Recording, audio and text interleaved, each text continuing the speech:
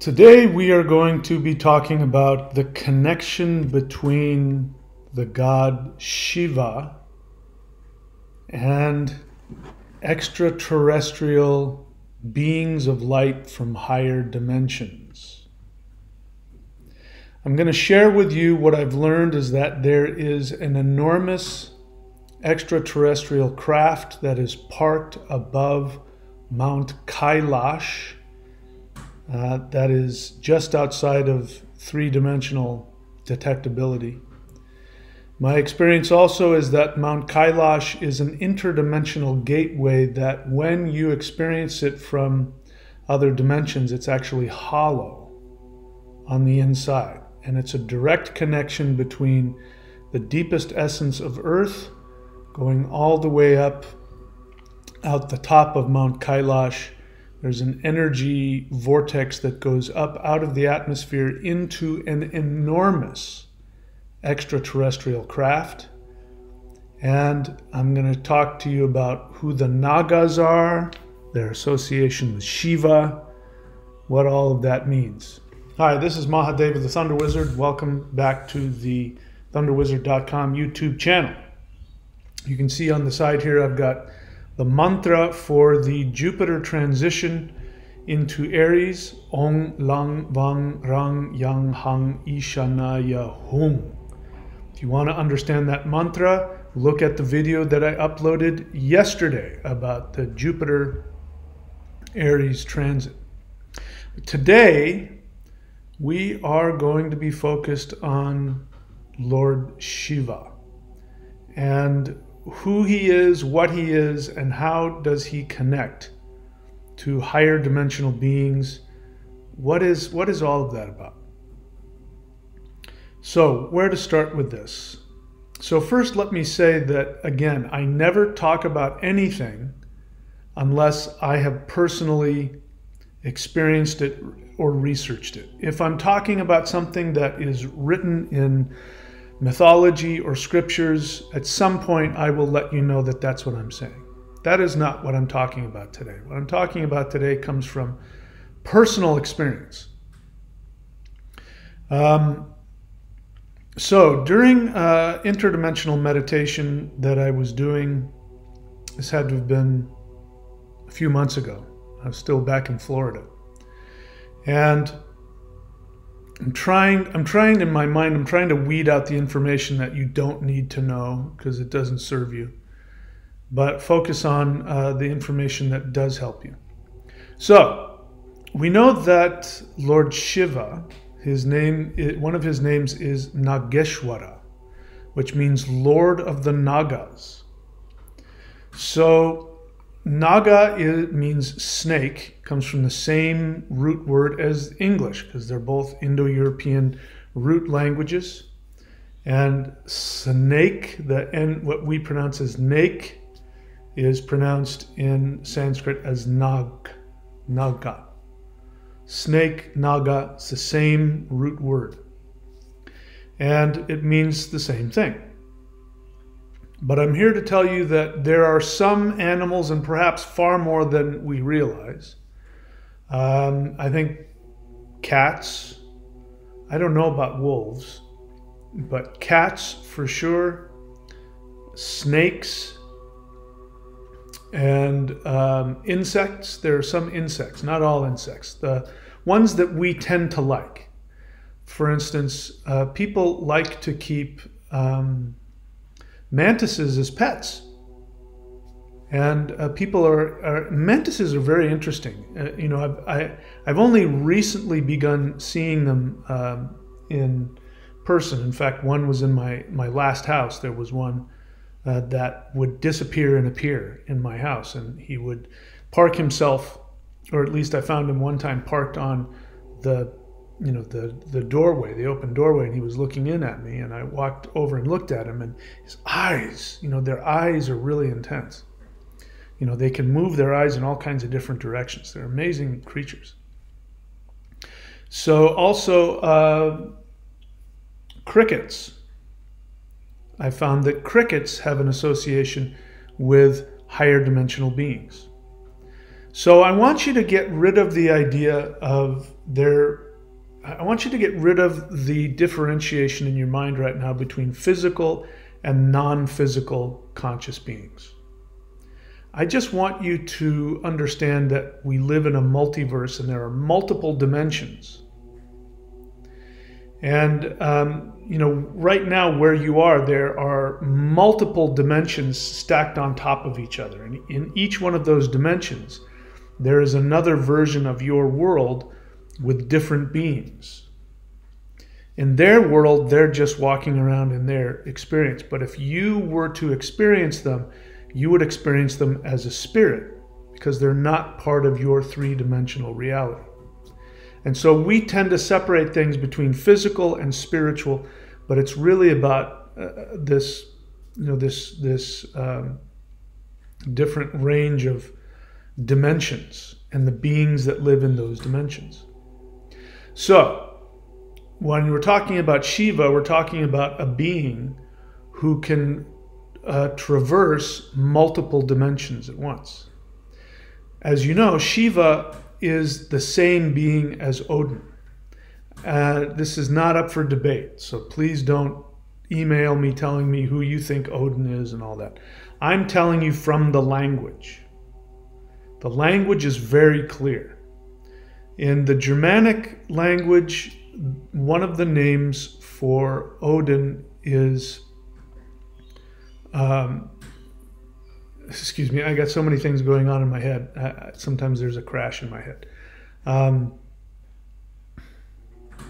One of the names of Odin in the Germanic language is Ug. Ug. It's the root of our word ugly. Now, ugly means unattractive now, but Ug used to mean terrifying. So when something was ugliche, ugly, it was terrifying.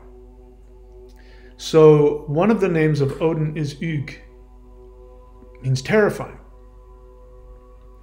And one of the names of Shiva is Ugra.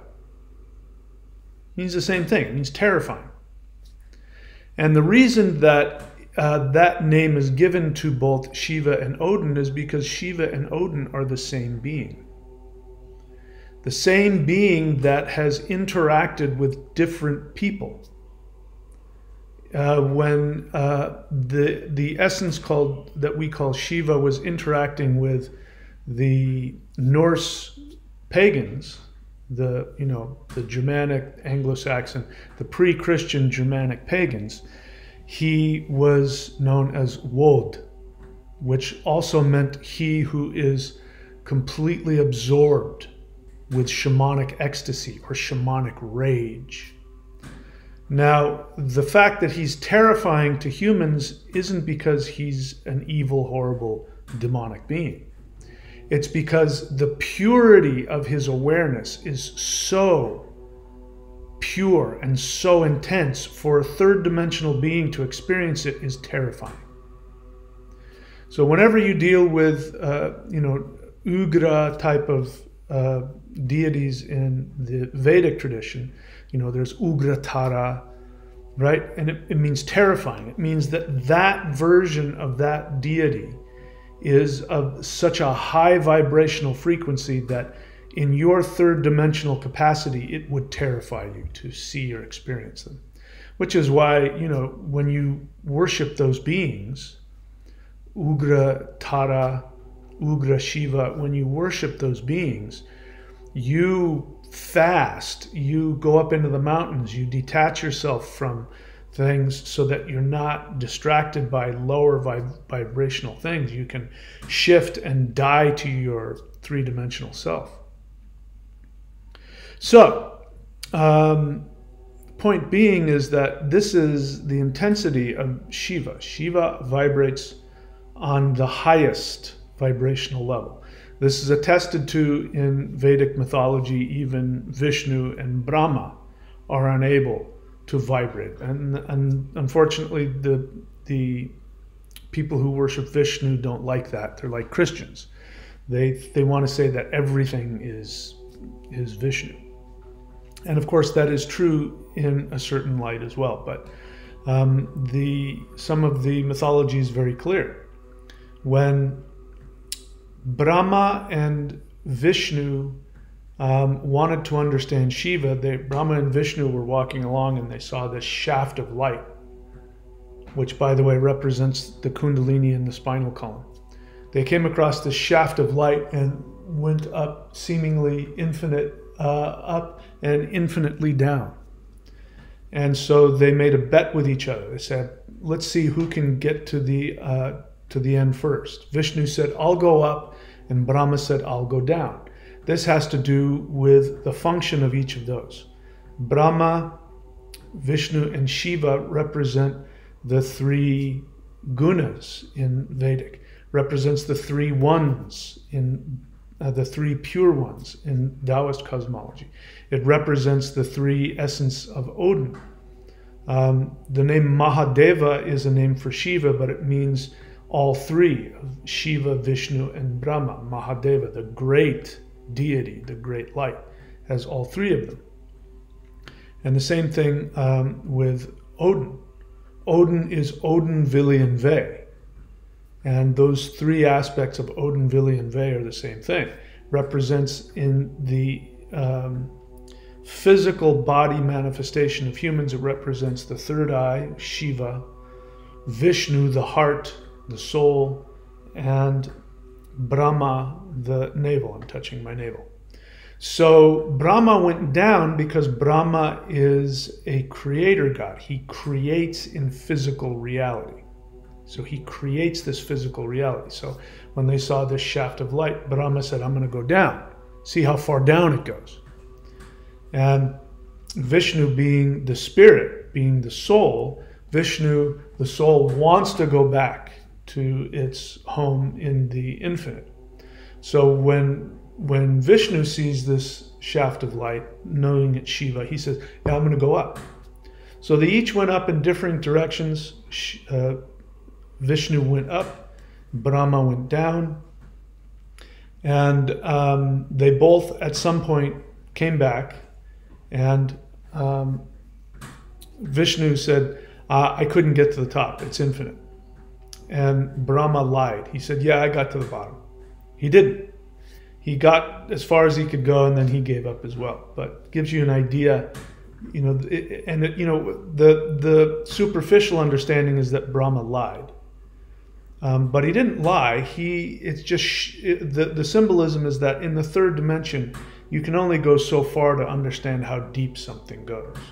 So he could only go as far as he could, and from his perspective, it didn't go any deeper, which wasn't true. And he knew it wasn't completely true, but the truth of his experience was it didn't go any further. And then this is why nobody worships Brahma anymore. People worship Vishnu, they worship Shiva, but they don't worship Brahma anymore.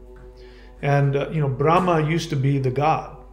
And there's a couple of Brahma mantras that are still around. Like if you want to become the smartest person in the world, there is a mantra called Sat Chid Ekam Brahma, which means the truth of essence of the intellect. There is only one creator, Brahma. Sat Chid Ekam Brahma. Sat, existence, Chid, which means spiritual intellect, Ekam, which means one, and Brahma, which means the creator. Sat Chid Ekam Brahma. If you chant that, you'll become extremely smart. But it will be in the third dimension still. It'll be spiritual, but it will be in the third dimension. So that's why we don't worship Brahma anymore, because according to that myth, Brahma can't comprehend the depth to which Shiva goes, and he's incapable of even verbalizing his inability to go beyond that. So Shiva represents this incredibly, now I want you to keep this image in your mind of this light that goes infinitely in both directions. And I want you to keep that in connection to, it is a symbol of the spinal column and the Kundalini. So when people talk about raising Kundalini, most people think they've awakened the Kundalini when Kundalini has risen up and opened the crown chakra. And the truth is that if that's the only thing that's happened, is that the Kundalini has risen up and opened up the crown chakra, and you've had a blissful experience, you're probably going to be nuts. You're probably going to be bonkers, and you're probably going to be deluded. This is what happens with people who, I've experienced it. I've experienced this past year when my Kundalini awakened, to a greater degree as a result of interacting with interdimensional beings. And there were times when I was loopy. I was completely just non-functional and loopy. And I knew it because I've been in that state before. But sometimes when people have that for the first time, you'll hear this all the time. People go, my Kundalini awakened. Or when people say, I'm awakened. And people who are in the process of doing that never say that. I've never once said I'm awakened. Somebody asked me recently, how long have you been awake? And I said, well, awakening is a process I am still seeking to fully accomplish. And that's the best anybody can say. I don't care if you're in the 6th, 7th, 8th, 9th dimension. The best that you can say is that you're in the process of awakening.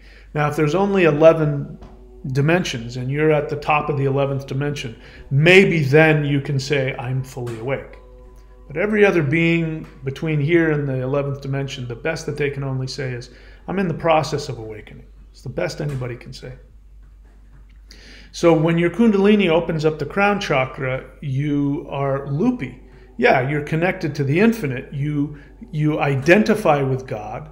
You believe yourself to be God. This might explain a lot of cult leaders. They might have had a Kundalini awakening and stopped there. But true Kundalini awakening is when the Kundalini rises up, shoots out of the crown chakra, and at the same time, it then starts going back down, and it goes back down out the root chakra, down through the bottom of the earth. A truly awakened being, if you look at them, they will look like Shiva. They will look like this shaft of light that goes infinitely to the sky and infinitely down beneath the earth. That's awakening. That is Shiva.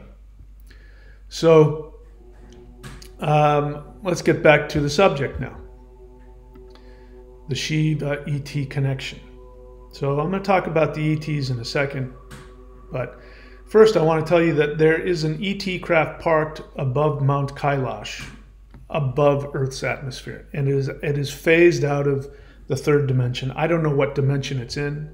The beings that are in that ship are of a very high vibrational nature, very powerful.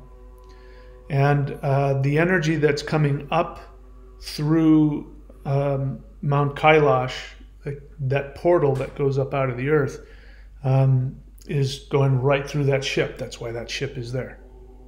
Because the beings in that ship are spiritual ministers and counselors of the highest caliber.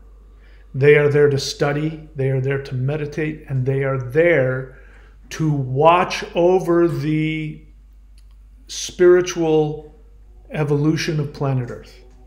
This is why Mt Kailash is so incredibly sacred.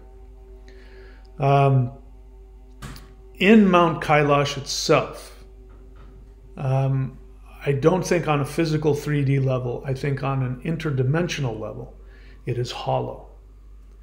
And there is, what happens is that the core of Mother Earth, this is a portal that how Mother Earth receives energy.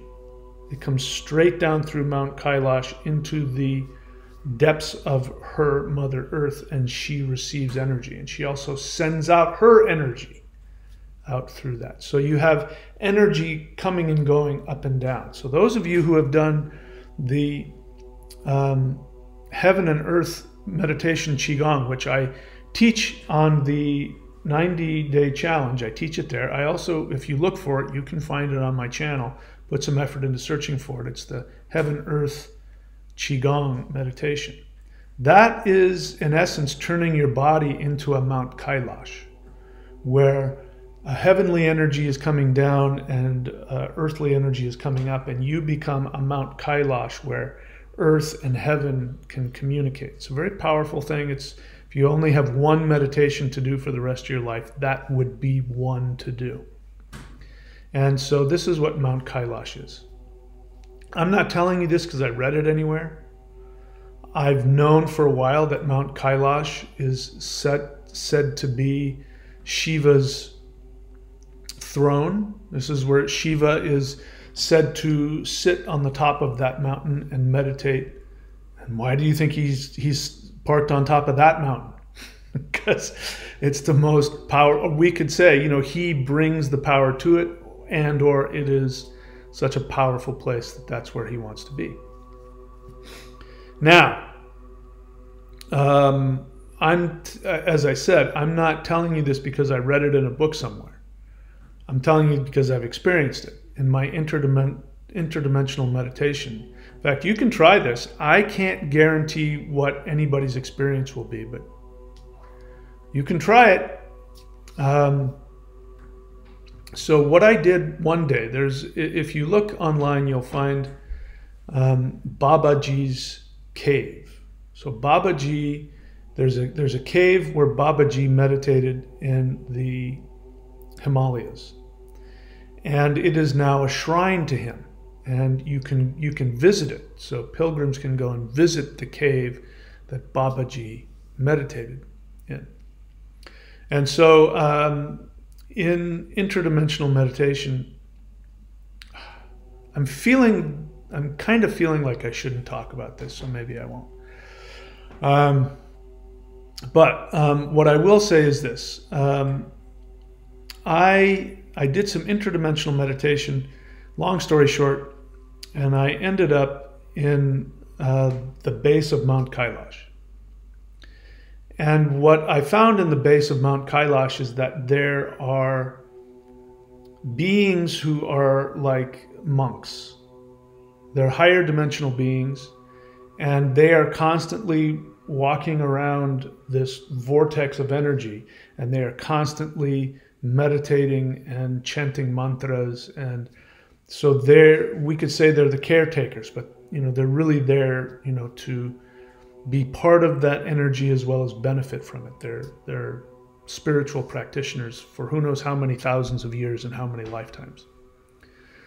So this is, just to let you know, this is the energy that Babaji was able to tap into. And it is said that Babaji is still alive today, that he never physically died. Well, now you can understand why that is.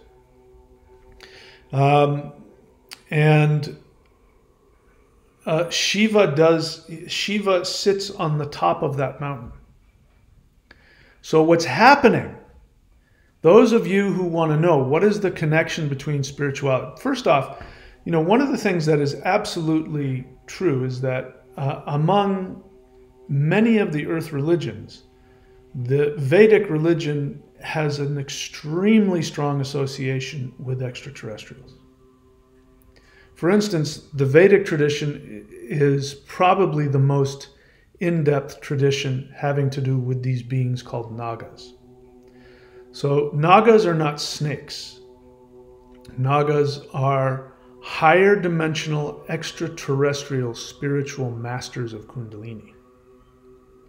And their true shape is that of a giant, what we would experience as a giant cobra.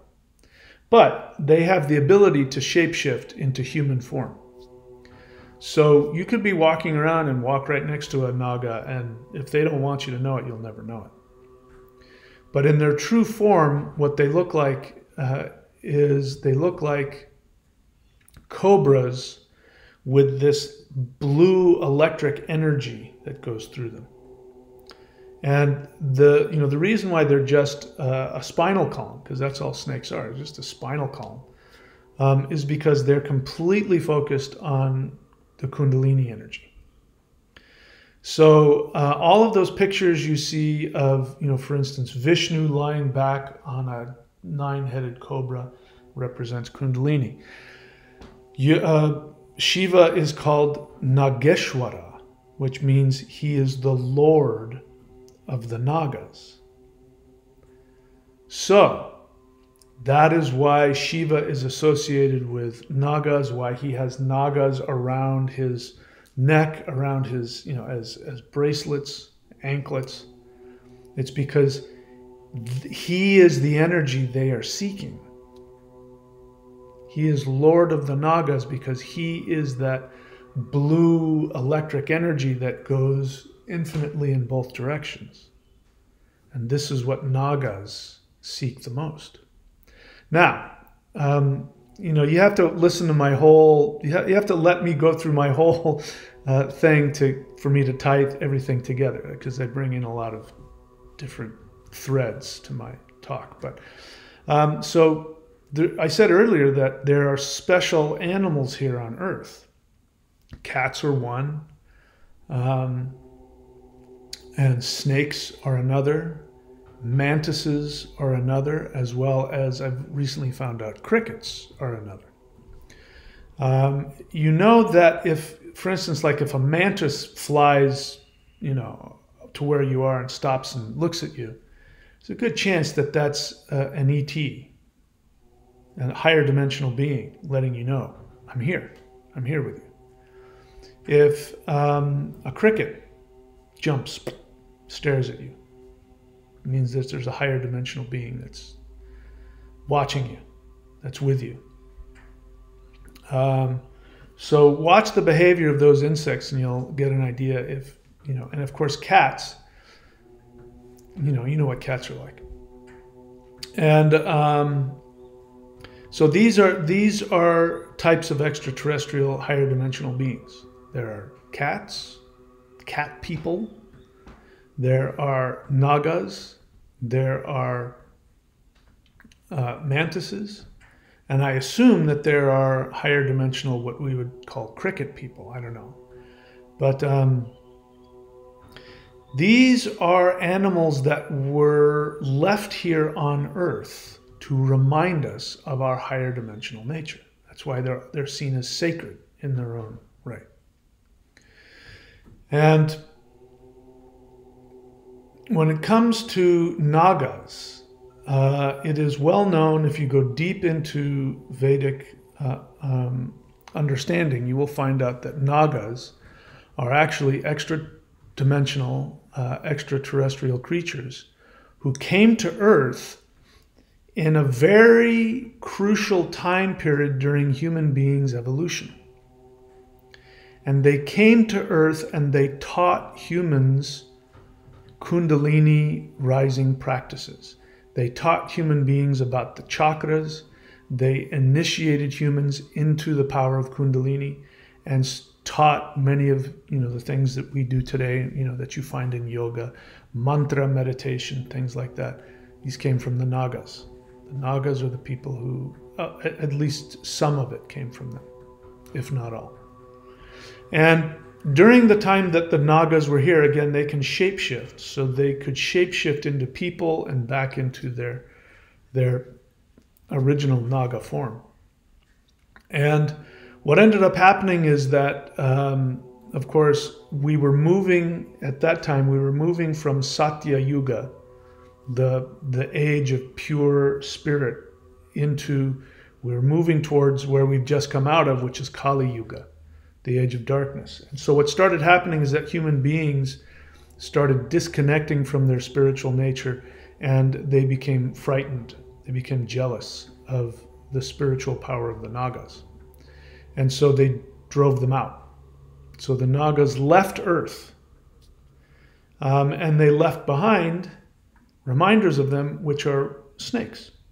This is why cobras are so venerated. And if you look into the eyes of a cobra, you'll notice that a cobra is not your average snake. They have an awareness and a power over you that normal snakes won't have. This is why, even in the Abrahamic tradition, it is the serpent who brings the forbidden knowledge of self-awareness. Anyway, you find this everywhere, that the snake is always revered as dangerous, but he's only dangerous to the extent that your third dimensional understanding can tolerate. When you go beyond your third dimensional understanding, it's like poison. It's death to your third dimensional self. So as we enter into this shift, it is a fact that we must die to our third dimensional reality. That is a fact. And the fifth dimensional shift will be just that. So people keep asking me, is everybody going to make it? I want everybody to make it. I think everybody should make it. If there are people who won't make it, it'll be because they choose not to shift.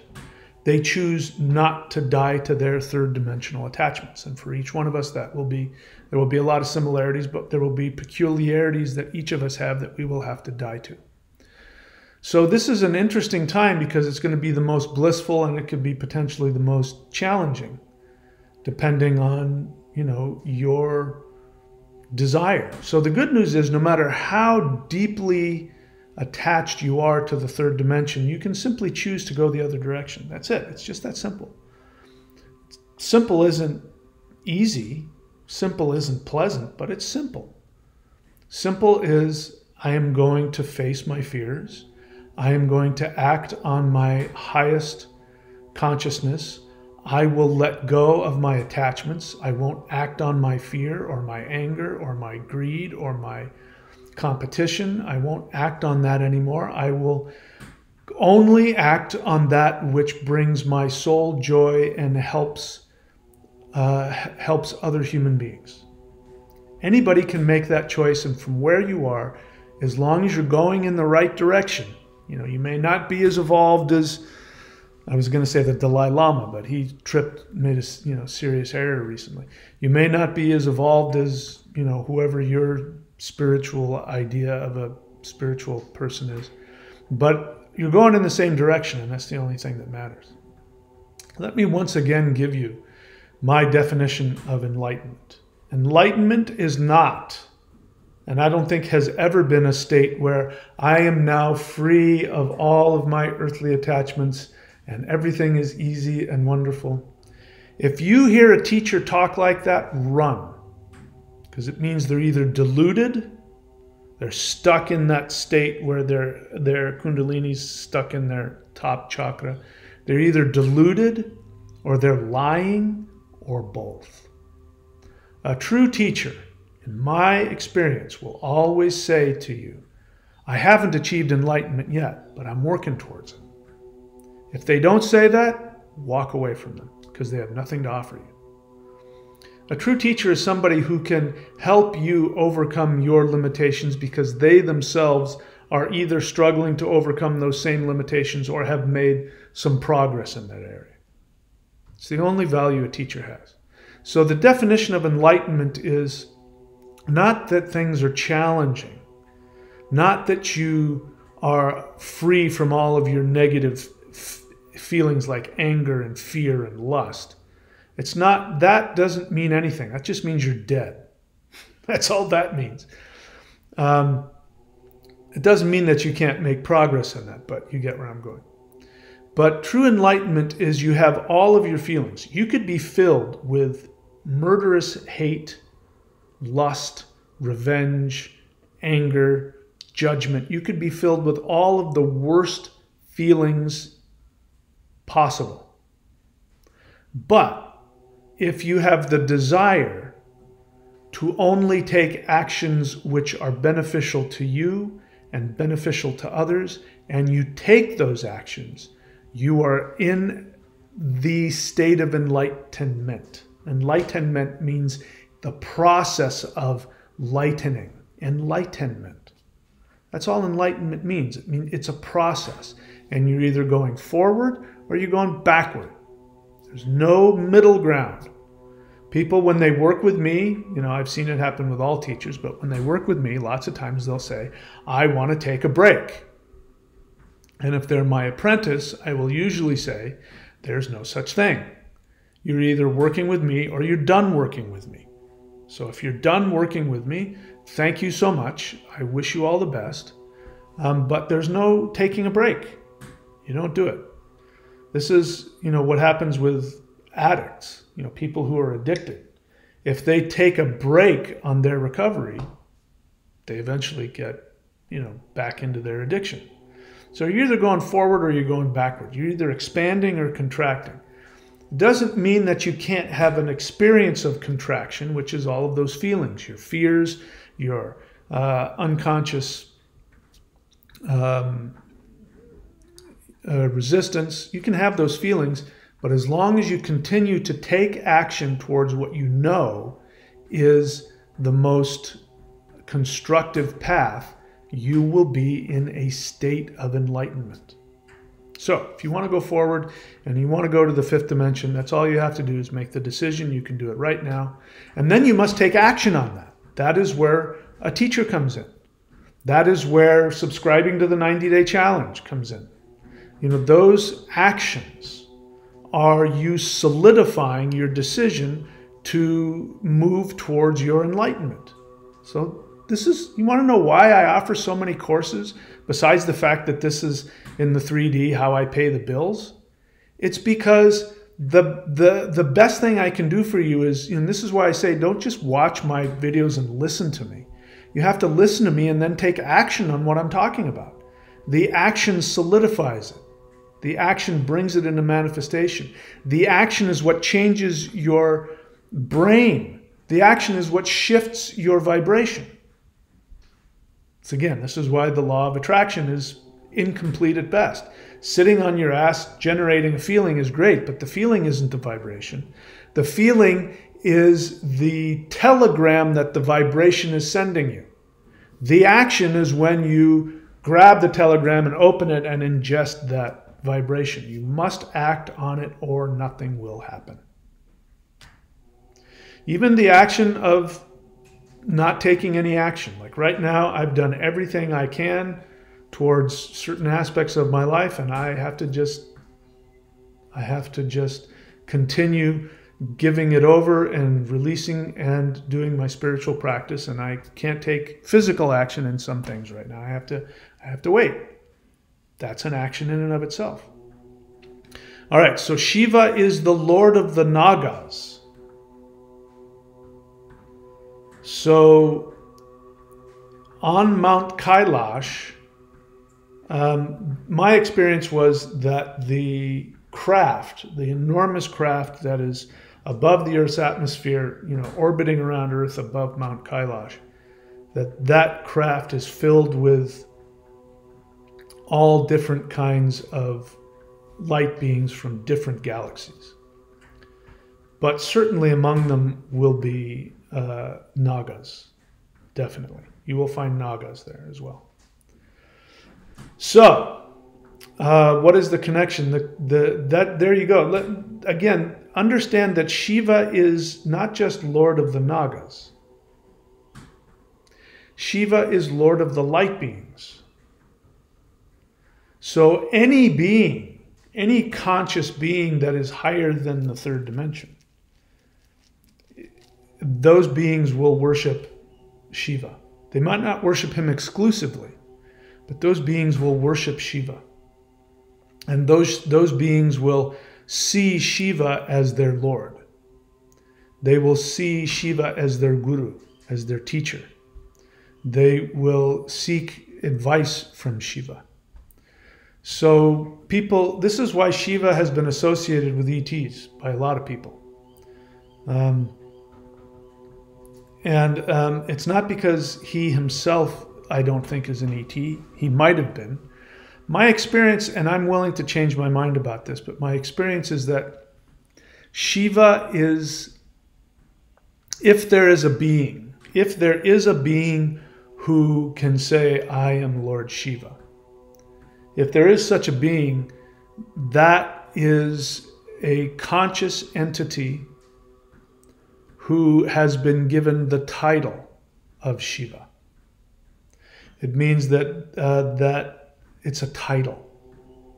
It may not necessarily be one person.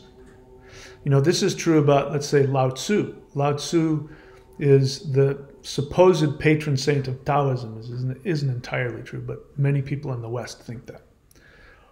But the scriptures that were written by supposedly Lao Tzu, people realize that there have been multiple masters who have contributed to that work, who all identified as Lao Tzu. Lao Tzu means old man. just means, the aged wise man.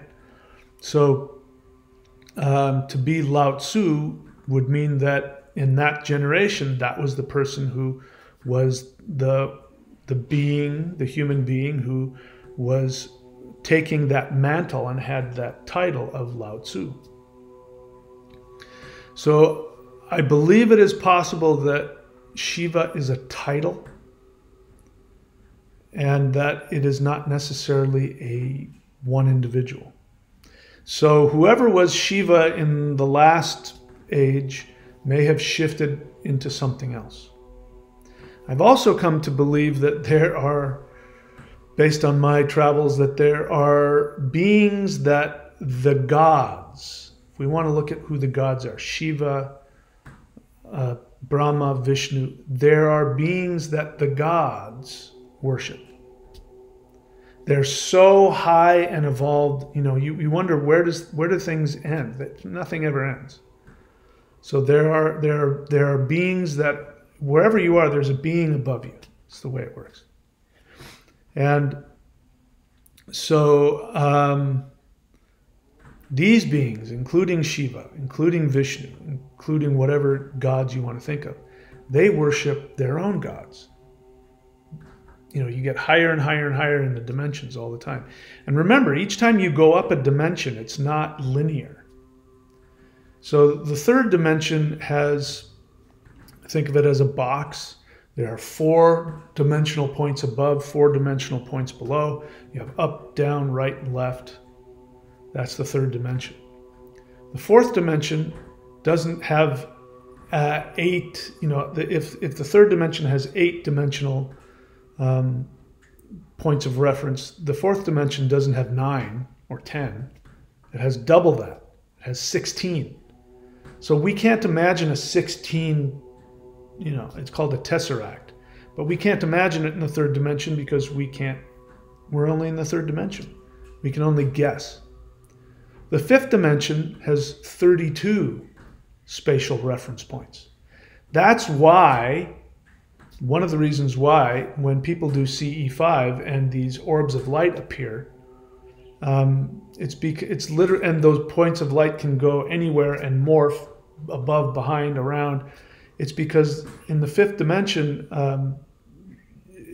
when you just move a little bit, if you go into the third dimension and move a tiny bit, the third dimensional experience is that light will have moved in every possible direction.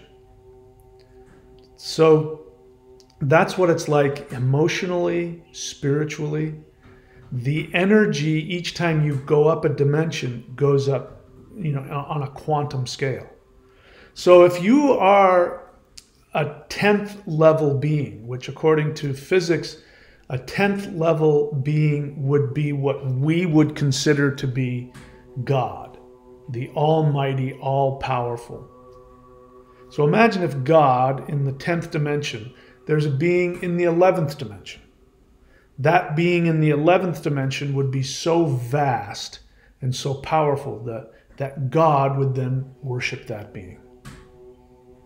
And I'm giving you this to understand that this is reality.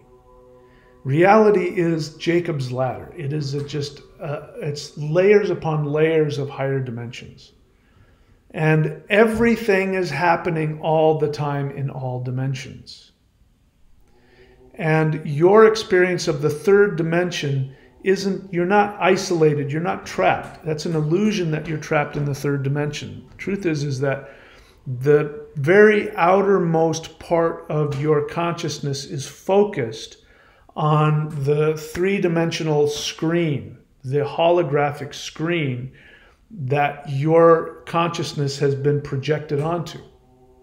So you can choose to focus on the three-dimensional screen, which is 3D Earth, get attached to things, people, your identity, money, all of that stuff. You can get attached to that, and that will bring your focus onto the three-dimensional holographic screen. Or you can put your energy on the light that is projecting you onto the screen. This is what happens when you meditate, when you go inward and meditate. Even in the Christian tradition, the kingdom of God is within you. when you focus on the light within you, you're actually going back, traveling through the light back to the projector, which for us is the fifth dimension. So the fifth dimension is being projected onto by the sixth, and the sixth by the seventh, and the seventh by the eighth, and the eighth by the ninth, and the ninth by the 10th, and the 10th by the 11th. And so you are in all of those dimensions. And so what we will have to do is, as we're shifting to the fifth dimension, the third dimension is going to go away. The way to get through it is to focus on the light within that will take us back to the projector of ourselves, our fifth dimensional self. And I guarantee you, your fifth dimensional self is far beyond your third dimensional capability of understanding. So the illusion is that you're going to die on the third dimensional level. The last thing I'm going to say about this, which again I want you to think about Shiva and Kailash and all of that. Last thing I want to say to you is that this is the first time in three-dimensional human history where people will get the benefit of a near-death experience without having to physically die. This is going to be necessary. So, go and watch a bunch of videos. There's a ton of them on YouTube about near-death experiences, people who died and went to higher dimensions and came back. Because you can have that experience without physically dying. The way that you start that process is by doing interdimensional meditation. You can do my version. There's free guided interdimensional meditations on this channel. There's also the interdimensional meditation course at thunderwizard.com, which you should subscribe to the Warrior 90 Day. It's only $1 more and you get a hell of a lot more. You can unsubscribe whenever you want. But you don't have to do my thing. You can do CE5, which is, I would say, is a more introductory version of interdimensional meditation. It will open you up to the idea, when you see whatever appears, if you do CE5, or whatever energy manifests. Sometimes nothing will appear, but an energy will manifest and you'll be able to feel it. It means that you have poked a hole and created a vortex between your 3D experience and the fifth dimension. And when you do that, you have sent the universe a clear message saying, I want the escape hatch. When you initiate contact with five-dimensional beings, you are asking for a rope, a ladder, to begin climbing out of the third dimension. When that happens, you will experience what people in near-death experiences have. You will go through rapid transformation. You will become aware of your choices. You will become aware of your negative thinking. Like when people have life reviews, you'll have that kind of experience. You'll be able to, some people will be able to communicate with loved ones who have passed away. You will be able to communicate directly with beings of light. You will be able to see that your guardian angels, your spirit guides are actually beings like you from a higher dimension. They might happen to have, come from a different planet in a different galaxy, but that's really not important. You'll find out that you've spent lifetimes on different planets. You will become associated with your true spiritual identity, not with your third dimensional projective identity. And I don't know of a faster way to do it than to reach out and connect on a higher dimension. So Interdimensional Revolution, that is a very important book. Again, I don't know why more people aren't buying it. Go on to Amazon, Kindle, or Audible. Amazon, you can get a paperback. Kindle, you can get the digital version. Audible, you can hear me. You can listen to me read the book for you. So go to Interdimensional Revolution to get that. Extraterrestrials Are Coming to Earth. But both very, very powerful, informative books. And subscribe to the Warrior 90 Day Lightning Qigong. That is the most powerful spiritual practice where you stimulate Kundalini, which is the power of Shiva, the power of awareness, you will open up and extend your life force, the chi, the actual life force energy, so you can connect to the life within the matrix that surrounds you, and the heart mind, which is the power of the electrical energy that surrounds the heart. This is the power of destroying negativity. It's the most powerful energy in the third dimension. And there's no other practice in the world that teaches you all three of those. I do in the Warrior 90-Day Lightning Qigong. And again, if you're wanting to move in the right direction and you want to take an action, you can't take a better one than that, in my opinion. My way isn't the only way. Do something, but I offer it to you. So I'm also on Rumble. So go to Rumble and look for thunderwizard.com and subscribe. If you haven't already, go and watch the Jupiter in Aries transit video. I'm going to probably be making more of those because this is going to be one of the hugest transitions in recent human history for sure. And it's going to be very concentrated starting right now. I mean, it's already happening. Jupiter's still sort of waking up from his Gandanta sleep in Pisces, but everything is going to start shifting dramatically. So I recommend that you worship Jupiter. And that is my mantra right there. Ong Lang Vang Rang Yang Hang Ishanaya Hum. It focuses on the Jupiterian aspect of Shiva, which means the highest identity. Ishana is the highest identity you can have, the most highest vibration of your true self, and it's a form of Shiva. And Ong Lang Vang Rang Yang Hang is the 5 elements. So you're giving Jupiter, as it's waking up, all of the power of the 5 elements. And Hum is a weapon mantra which destroys negativity, gets rid of all of the clutter. So this will open the way for Jupiter to give you spiritual awareness and blessings and help everything move forward. I talk about it more in the video I just did, so go watch that. That's it, my friends. I love you all. Thank you so much. It's very important right now as Mercury goes retrograde to be aware of your communications. It's amazing to me when this happens, but whenever Mercury goes retrograde, some people just drop the most nonsensical, ridiculous comments. And they don't think things through, they don't operate from their feelings, and they say passive-aggressive things, or they ask questions that they obviously haven't thought through.